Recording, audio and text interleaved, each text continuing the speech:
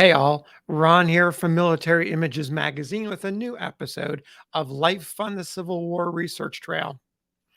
Today, I want to take you to the Memphis, Tennessee area in early 1861, around the start of the war, where militia outfits, militia companies were forming across the state. In fact, across the South, and militia companies were preparing for war in the northern states as well. These militias were the precursor to today's National Guard. They were working in conjunction with the state governments. Now, back to the Memphis area. In fact, north of Memphis in Tipton County, I want you to imagine an entire cavalry company dressed like this trooper here, resplendent in triple breasted uniforms trimmed with tassels and plated ribbons, topped off with broad brimmed hats folded up on one side. If you look closely, you'll see the initials H and C on this gentleman's hat. Imagine this group of men riding through the countryside, riding through the small towns north of Memphis, stirring the souls of the patriotic citizens as secession was taking place and the South was becoming the Confederate States of America. This particular company was part of Hill's Cavalry, which explains the HC. They were named for its captain, Charles H. Hill.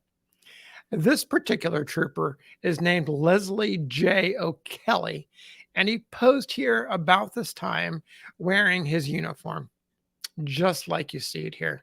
He's also holding a pre-war eagle-headed sword in one hand, and if you notice, there's a secession cockade pinned to his uniform. O'Kelly was not a Tennessean by birth. He was actually born in North Carolina, one of three children to a family there that came to Tennessee and settled on some land. In fact, O'Kelly's father, according to the census records, enslaved 8 people on the farm. Now, O'Kelly and the rest of Hill's cavalry, along with 3 companies from nearby Shelby County, formed the nucleus of the 7th Tennessee Cavalry. And in fact, Hill's Cavalry and O'Kelly became part of Company B.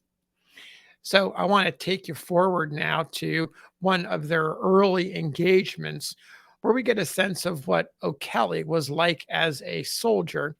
And we're going to learn about his aggressive nature. Take you to May 4th of 1862. O'Kelly, Company B, and the rest of the 7th Tennessee, and another regiment, Thomas Claiborne's 6th Confederate Cavalry. Together, these 2 regiments numbered about 1,250 men. They set out on an expedition to Paducah, Kentucky. The goal of this mission was to capture and destroy a Union depot that was packed with supplies. By one estimate, $3 million worth of supplies ready for Union soldiers. And if these 1,250 strong 2 regiments of Southern troopers had their way, they were going to take some of it and probably burn the rest. The next day, the second day of that expedition, May 5th, the 1,250 men found themselves in Weakley County, where O'Kelly and Company B formed a mounted skirmish line in advance of their regiments. At one point, as they approached a place called Lockridge's Mill, the skirmishers happened upon Union pickets, and of course, they broke out in an attack, assaulting the Union pickets and driving them from the scene. According to the regimental historian of the 7th Cavalry, this is where we learn about how O'Kelly took matters into his own hands. According to the regimental historian, quote, O'Kelly rushed to the front and, having discharged his gun and pistol, drew his saber and, overtaking one of the enemy's troopers, engaged him in personal combat. The fight was short, Private O'Kelly receiving a cut on the head when the Federal trooper fled. His hurts were not ascertained.